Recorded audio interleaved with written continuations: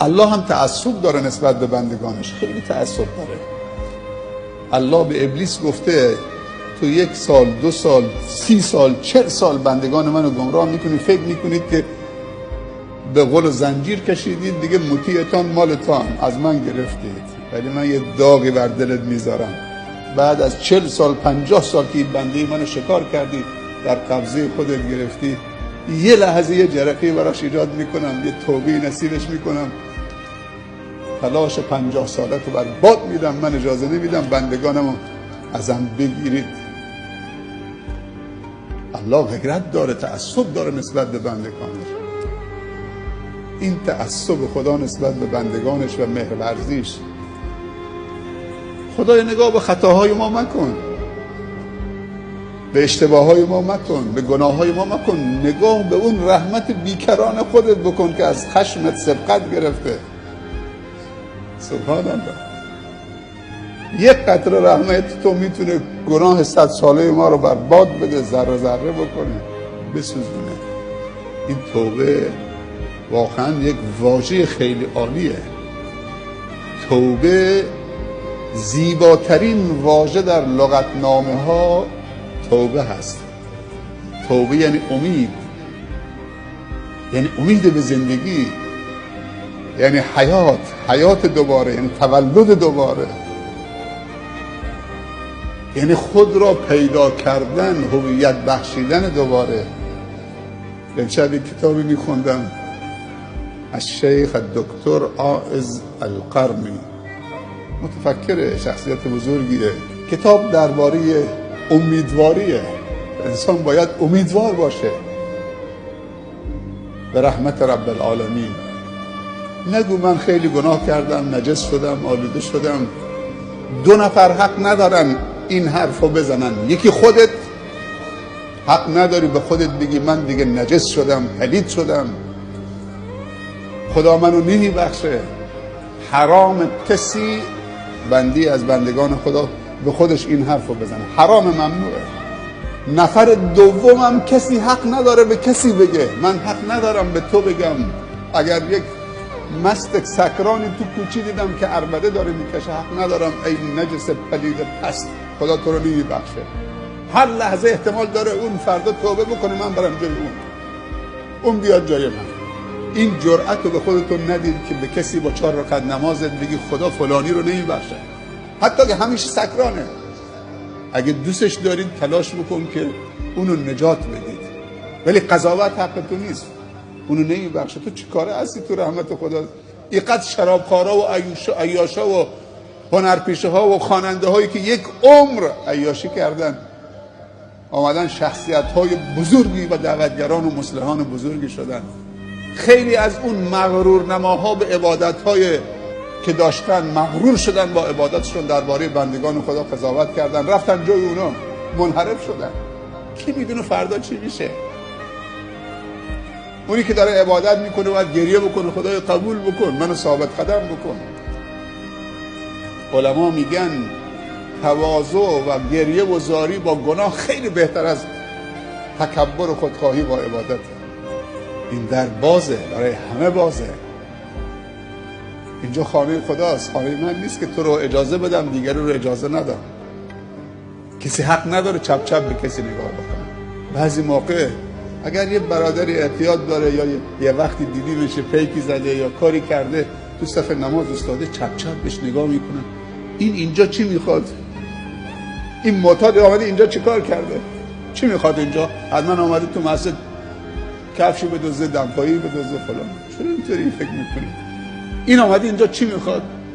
یکی از سردسته های بزرگ راهزنا، اگر اشتباه نکنم عیاد، یه زمانی رفته بود شب روی دیواری که بپره تو خانه.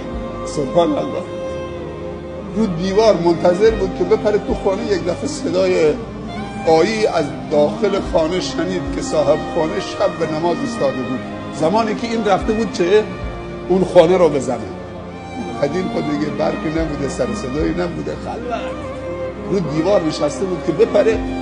یک دفعه صدای آیه شنید که بعد از سوره هم اون صاحب خانه داره میخونه الم یأن للذین آمنوا ان تخشع قلوبهم لذکر الله.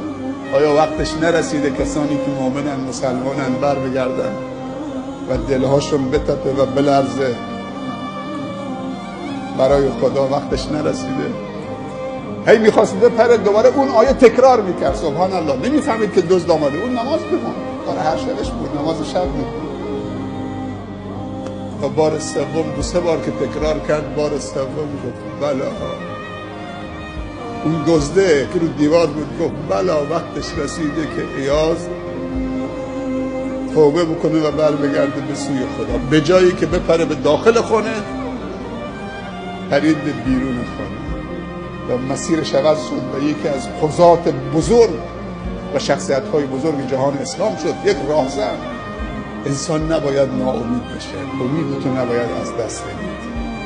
این کتاب ناامیدی عائض القرنی حتما بخونید. داستان‌های خیلی ارزشمندی درش از واقعیت‌ها و از صحابه و از پیامبران و شخصیت‌ها درش بیان میکنه. میگه کشتی تو بیابانی میرفت، تو صحرا تو دریا میرفت، هوا طوفانی شد، کشتی غرق شد. شخصی در تلاطم امواج همجور گاه وقتی میرفت زیر آب، گاه وقتی میآمد بالا، تا اینکه نجات پیدا کرد به ساحل، تو یک جزیره غیر متروکه غیر مسکونی. وقتی که تو اون جزیره قرار گرفت از خود بیخود شد. یک دفعه چه؟ بعد از چند ساعتی که به هوش آمد، دو زانو نشست، دست بلند کرد، دعا کرد خدایا منو نجات بده. تو این جزیره دور افتاده غیر متروکه غیر مسکونی دعا کرد و تلاش کرد، امیدشو از دست نداد. تا اینکه چند مدت گذشت، گفت امروز یه چیز پخته‌ای بخورم، آتش روشن کرد و همین اطراف میگشت. یک دفعه دید که کلبه داره میسوزه. کل اون غذاش و کلبه و جایی برای مسکنش بود و آرامشش بود همه ویران شد. اینجا خیلی نگران شد، دست بلند کرد بارالله، حالا تو این جزیره مدروکه کلبی داشتم همونم سوخت، این چه امتحانیه فلان. و بالاخره شروع کرد به گریه و زاری. در همین اثنا خوابش برد. بعد از اینکه گریه و زاری کرد، یک دفعه دل حاضر کرد، چشمش باز کرد که یک کشتی در افق داره میاد. آمد نزدیک ساحل، قایقی فرستاد. قایق که آمد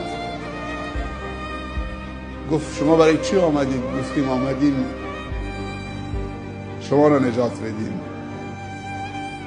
گفت از کجا فهمیدید که من اینجا تنهام، کسی ندارم، نیاز به نجات دارم؟ گفت همین کلبه، همین دودی که به آسمان ما رد می شدیم، مسیرمون رای دیگه بود، دودی دیدیم تو این جزیره، فکر کردیم که کسی نیاز به نجات داره، به هوای این دود آمدیم تو رو پیدا کردیم. تعجب کرد چطوری فهمیدی من اینجام؟ بعضی موقع سختی های تو زندگی ما و شما پیش میاد، ناامید میشیم، قضاوت میکنیم درباره خداوند. خدا کلبش سوزان که دود به آسمان بره، کشتی که تو مسیر دیگه داره میره، این دودو میبینه، میاد نجاتش میده. اون موقع ناراحت بود که چرا کلبش سوخته. واقعا اون لحظه‌ای که دیگه نفست کم آوردید، دیگه به گفته خودمون بریدید، نفس کم آورده تو زندگی، ناامید نباش. یه سختی، یه چیزی پیش میاد، یه چیز دیگه بهت میده خداوند، یه چیز ازت میگیره، یه چیز دیگه بهت میده. خب نماز وتر رو میخونیم. بعد از نماز وتر چون وقت هست، به مدت 10 دقیقه اونایی که دوست دارن بعد از نماز وتر و دعا بنشینن. اون 10 دقیقه ساعتهای خلوته.